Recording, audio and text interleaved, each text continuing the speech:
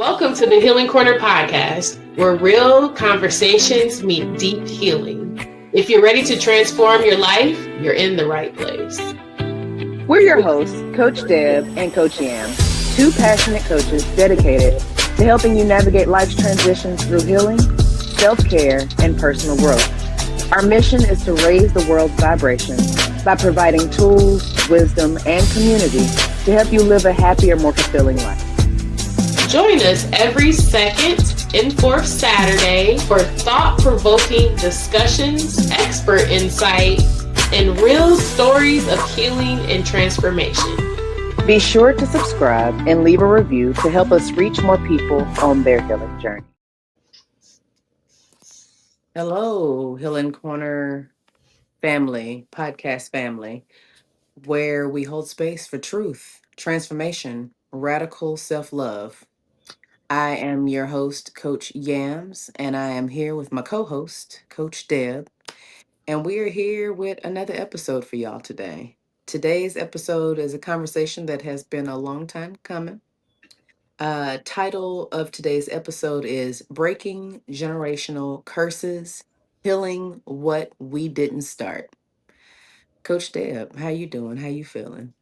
I'm doing well. I'm doing well over here. I think that this is going to be a wonderful topic. I know, especially right now in this point in time, it's kind of like a lot of us are really looking at what generational curses are and the ones that have been actively trying to break those curses. It's like we're starting to see more in depth, Mm-hmm. what's Mm-hmm. been going on. Yeah. So the purpose of today's conversation is we're going to be talking about the hard work of healing generational wounds, the curses, those things that are inherited, beliefs, behaviors, all the things that we didn't necessarily choose, but we are still walking around actively demonstrating in our lives.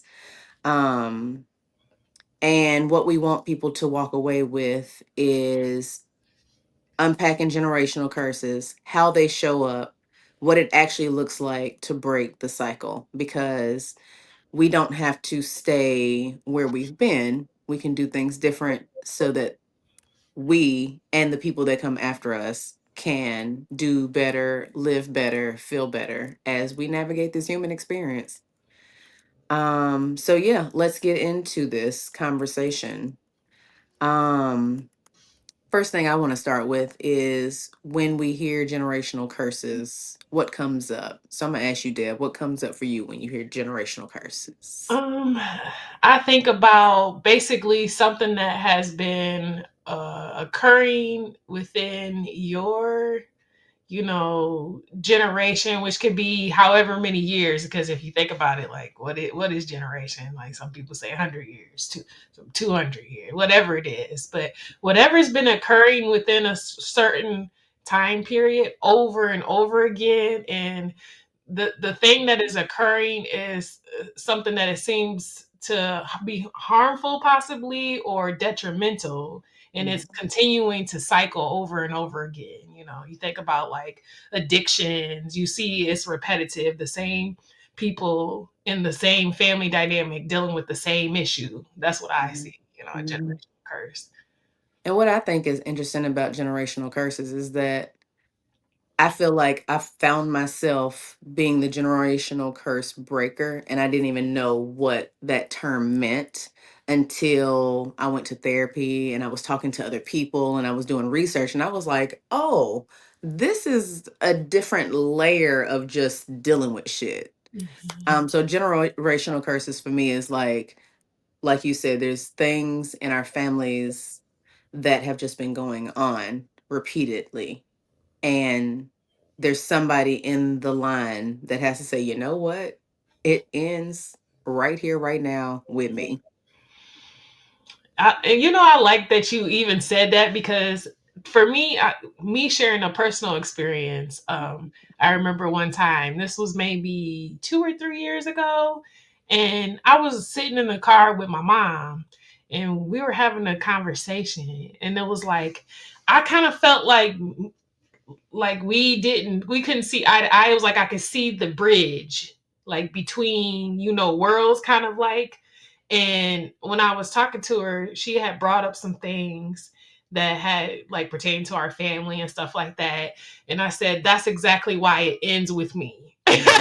And I remember saying that, and it stuck with me because I was like, wow, I verbally said that to her. And it, to me, I Mhm. felt like she was on one side of the bridge, like of what was going on or how things had happened, and it was like I crossed over to the other side, Mhm. and it was like it can no longer come any further. Like whatever this situation was that's been going on with you and with your mom and the mom and her mom and her, you know what I'm saying?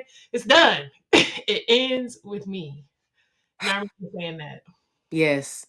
And I feel like that's my one big one, is that the relationships that the women in my family have had with one another has been traumatic.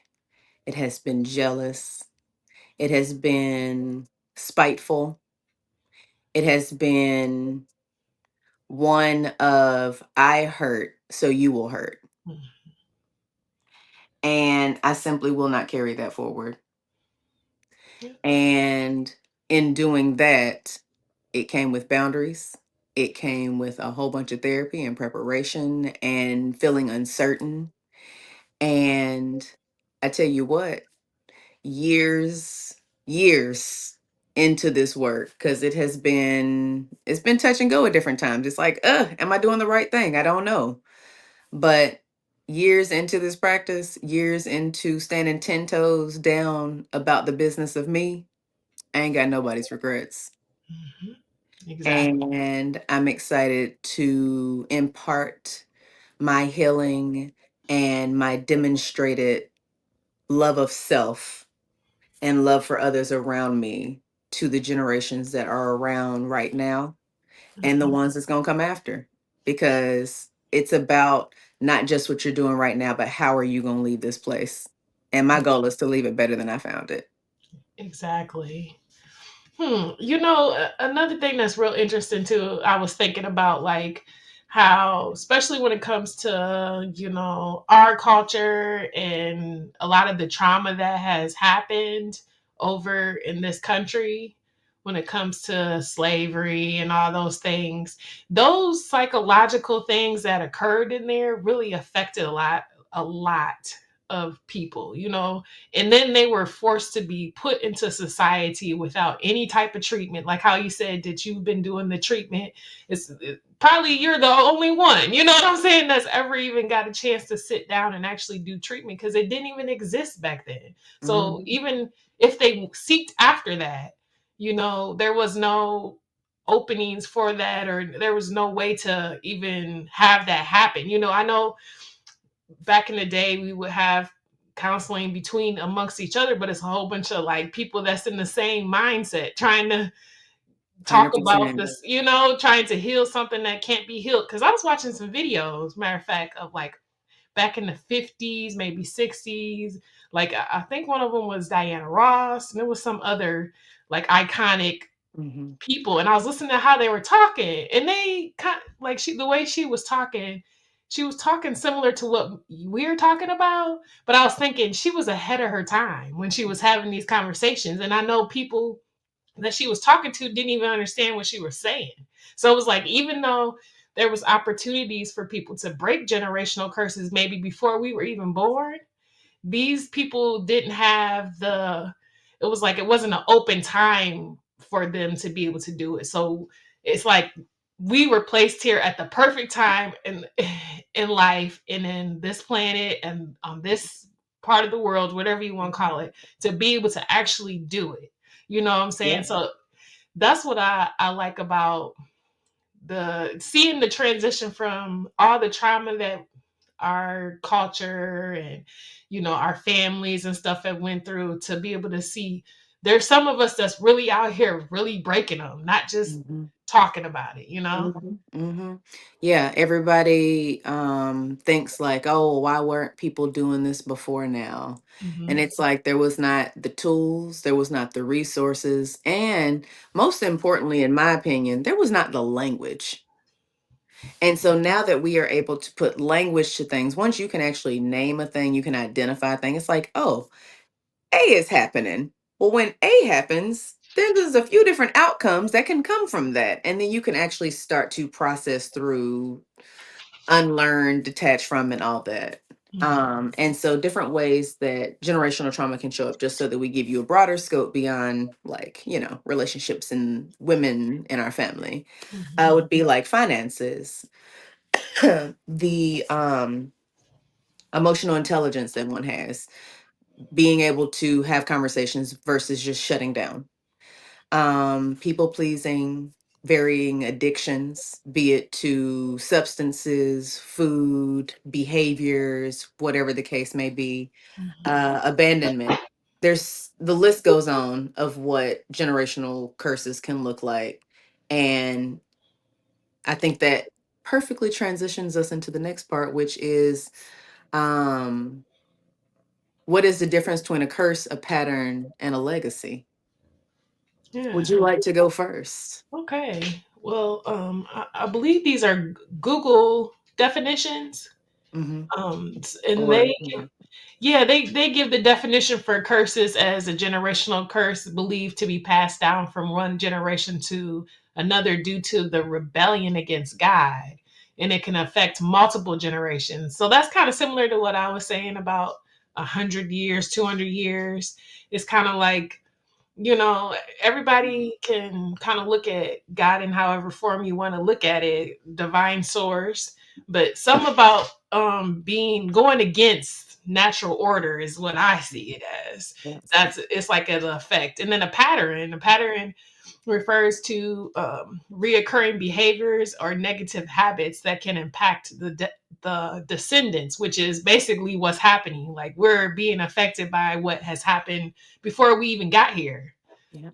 and then legacy refers to the spiritual inheritance created by living in accordance to God's will, breaking free from negative patterns and establishing a positive spiritual foundation for future generations. Hmm. And that's again like we're living legends. I was Hmm. noticing that too. I was thinking about like how the stuff that we're doing is actually building a legacy. And it's amazing if you think about it, because again, generations before us, they didn't have this opportunity. It was not available to them. We have the internet. We can Yep. connect with people all over the world. That Yep. didn't exist at one point. Yes, indeed. And just like to zoom out and like bring it all together, curses is not something that it begins as. It begins as a pattern. And Mhm. this pattern is repeated over and over and shared and passed down and passed down. That is how it then transitions into generational curse. Mhm. And from there, now it's just, oh, nobody says anything when Uncle so and so is looking at a girl child in the family weird. And we all know that that means that he's been sketchy.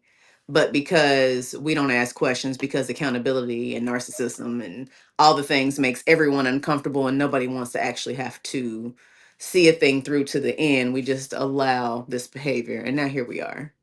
Yeah. So a pattern repeated becomes a curse, and undoing, realigning, shifting the energy into the positive, and leaving this place a better place than we found it is how it then becomes the legacy that we leave behind. Yeah, for sure. And Um, go yeah, ahead. what was you gonna say? Go ahead. And also, you gotta think about it too. You can't heal what you refuse to name. So just like how you were talking about earlier, Yams, how not having the name for things and just kind of just letting it happen Yeah. repeatedly. And then what works doesn't just free you, it frees up the generations before and after you. So that's how powerful it is to break generational curses. You're breaking off the curses of the ones that came before you that couldn't do it. You just imagine that. That's like being chained up Yeah. and knowing, like, I know that, you know what I'm saying, I can't free myself. I'm stuck like this, but in my mind I know that I want to be free. Hmm. But then dying like that.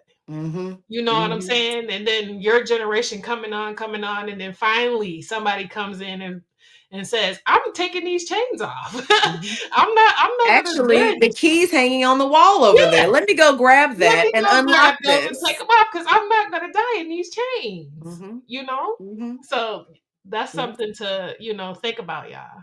Yeah.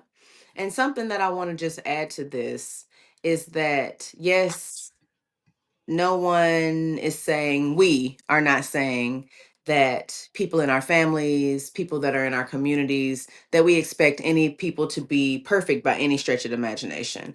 But what generational curses doesn't look like is blaming, shaming, or trying to fix everybody else. It does not look like that. Just because this is something that maybe, the women in your family have repeated, it doesn't mean, oh, well, I'm going to decide that they're a terrible person and I don't ever talk to them, or I hate them, or it's their fault that I'm like this. And so I just have to stay this way. Or, well, if I'm going to fix me, I have to also fix everybody else because it's selfish of me to just work on me and then leave everybody else behind.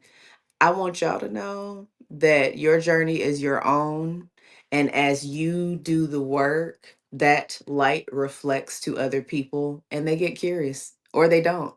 And they Mhm, either want to do things to feel better the way that they see that you can feel better, or they don't.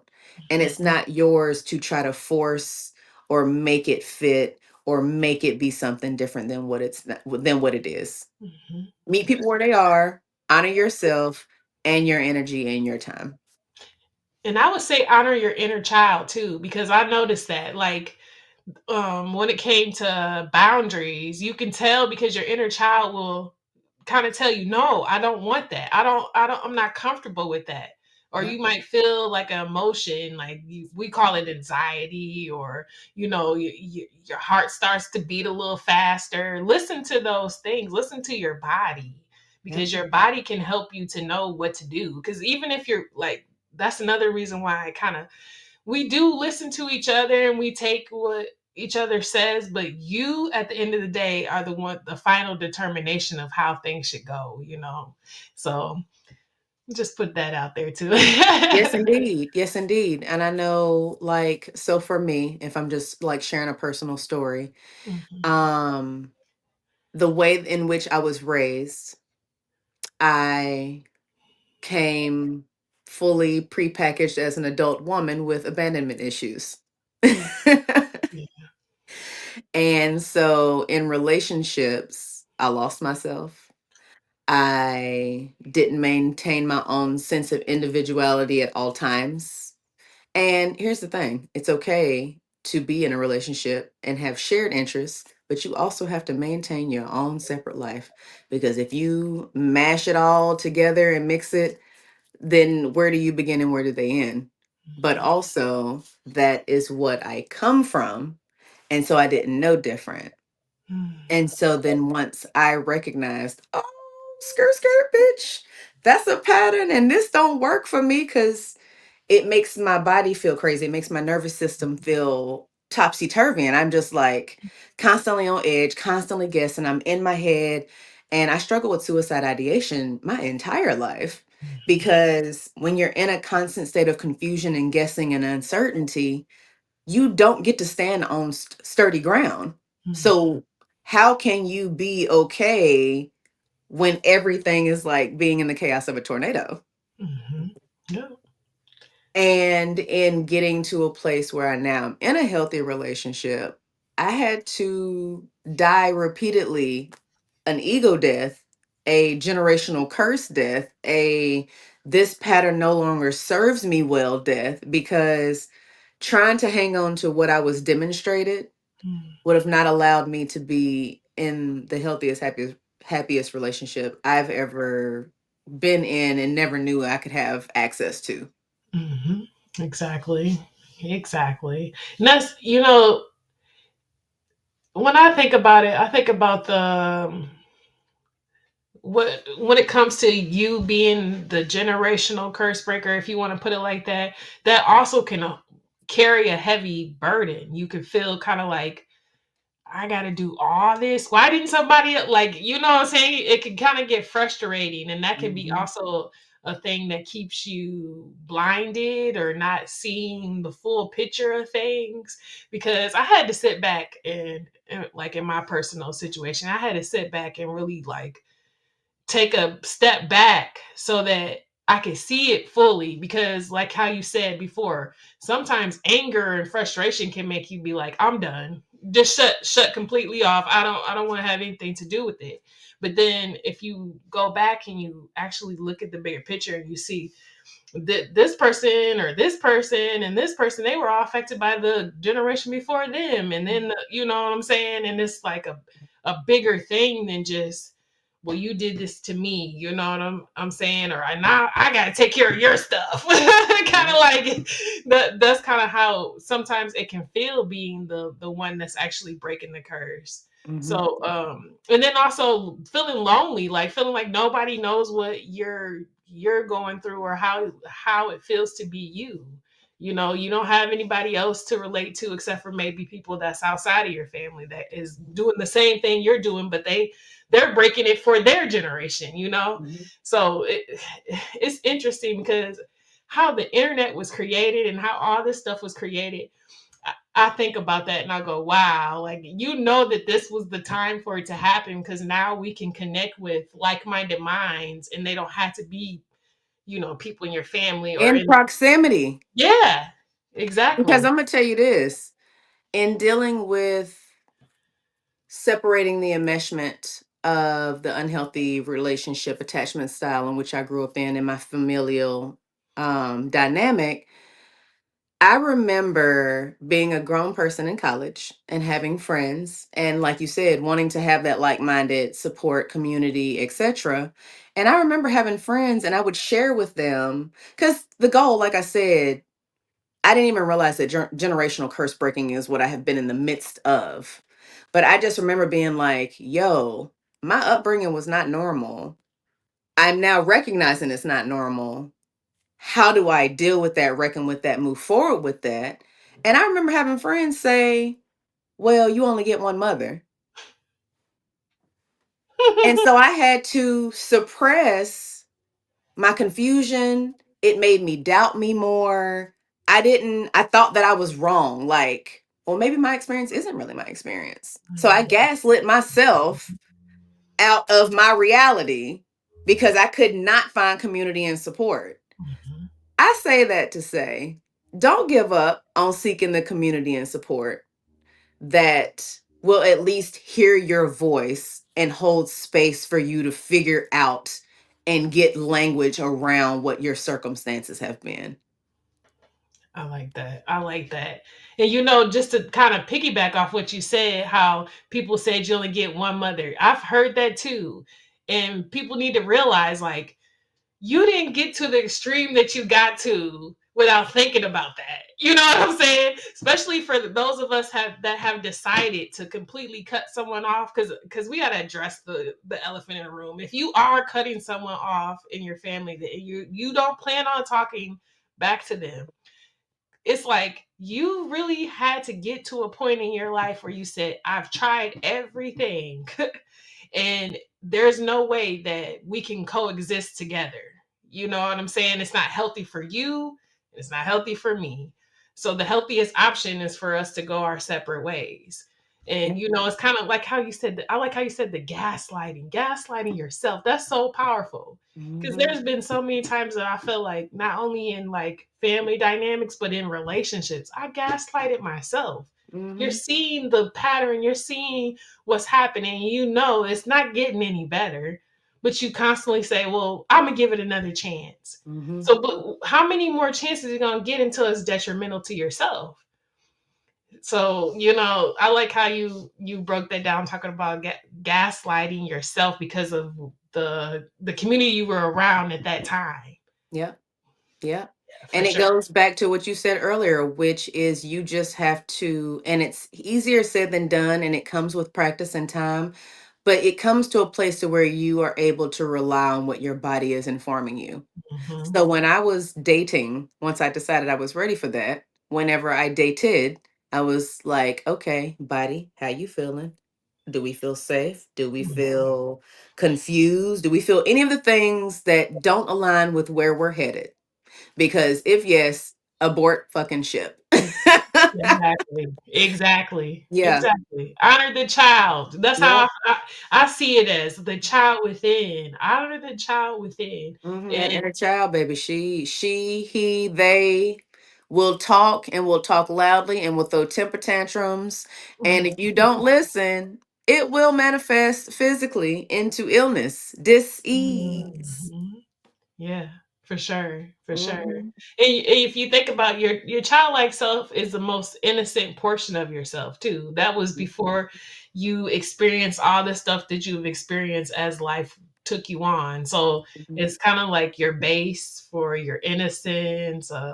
And some of us, even went through things as a child, like your innocence being taken away and stuff like that. When it comes to like the sexual department, some people have had to experience that. Hmm. But at the end of the day, y'all, it's kind of like when I think about it, it's like there's a collective of us all around. And the reason why we know this is because we're having these conversations, we're connecting with people outside of the circle that we grew up in.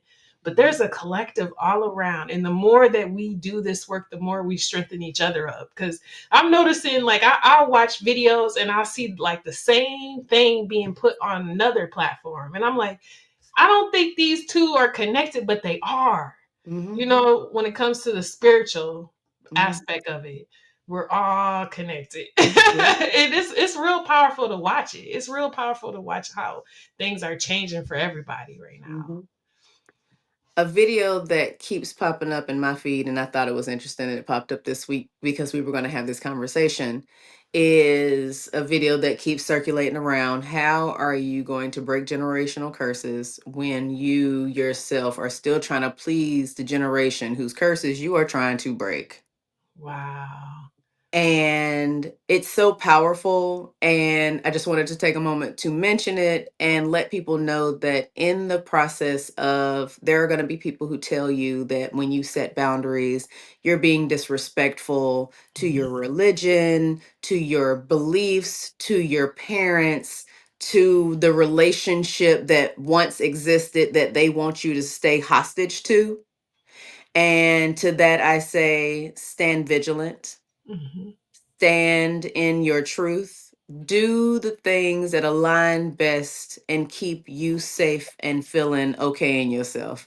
Hmm. If your body tells you, I don't like the way that this conversation is making me feel, it's okay to walk away from that conversation. You don't have to be rude.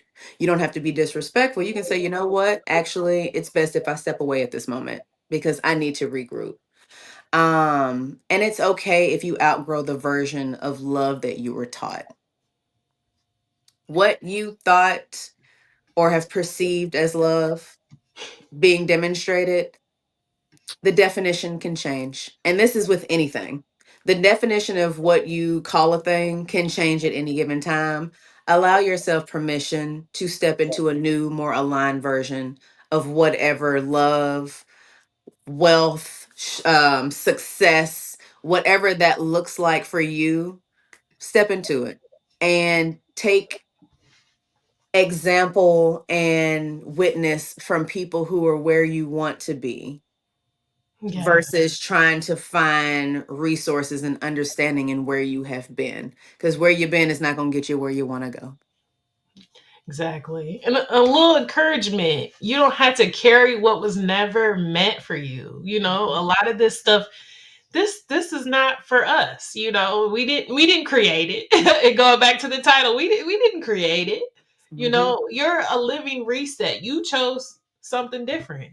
You Yep. chose something different. Don't feel as though because you chose something different, you're wrong.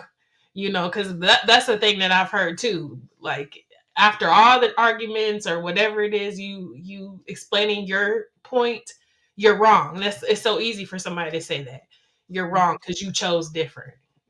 So stay encouraged. Just know that difference is actually affecting the ones that have passed on and also the ones that are going to come after you too, even if it's not if it's not your children, it could be your nieces, your nephews, the ones that are watching you, the younger generation underneath you. They're watching us as well. So Yes, indeed. So we are at time, but we are not done. I want us to just give some tools, some prompts, and things like that to leave the listeners with, and then we'll wrap this thing up. So a journal prompt I have for you is, what have I inherited emotionally or spiritually that no longer serves me, and what am I choosing instead? okay. And then affirmation: I am the evidence that healing is possible. I choose wholenessness even when it's hard. Mhm. And then another tool that can be used is to create a healing family tree where you list out the strengths and the struggles that have been passed down. And then you write your intentions for shifting the narrative. Because, like we said earlier, I feel like I stumbled into the work of this, but also this particular work with the women in my family. It has impacted so many areas of my life. I just couldn't ignore it. I could not deal with it. So I'm having to deal with it so that I can make sure that I live the most abundant, fulfilling life that I see for myself. Mm. But any of the other things that come along, I don't have to take up the torch and walk it forward. I just happen to be an overachiever, and so here we are. And then also, just to apply this episode this week, take the time to just reflect on one belief or behavior that you've inherited and decide what looks healthy for you. Mhm. Yes, indeed. We would love to hear from you. So let us know in the comments, in the ratings and things. There's different places. We've got social media, the Healing Corner podcast, all the places. What generational patterns are you breaking? We want you to share your stories with us. You can go again to any of the platforms. If you don't want to have to figure out where they are, thehealingcornerpodcast.com. Go there and everything is there waiting on you to just click on it and take you straight to the next thing. I want to remind y'all to follow us, to like us, to share, subscribe, to let anyone know about this episode today that has moved you in any kind of a way. Well, thank you for being with us and keep showing up for yourself, and we'll be here walking with you. Yes, indeed. Until next time, y'all take care of yourselves and each other. Remember, healing is a journey, not a destination. So keep showing up for yourself. If you enjoyed this episode, follow us on social media at the Healing Corner Podcast and visit www.thehealingcornerpodcast.com for more content, coaching, and ways to connect. Until next time, keep healing, keep growing, and keep shining.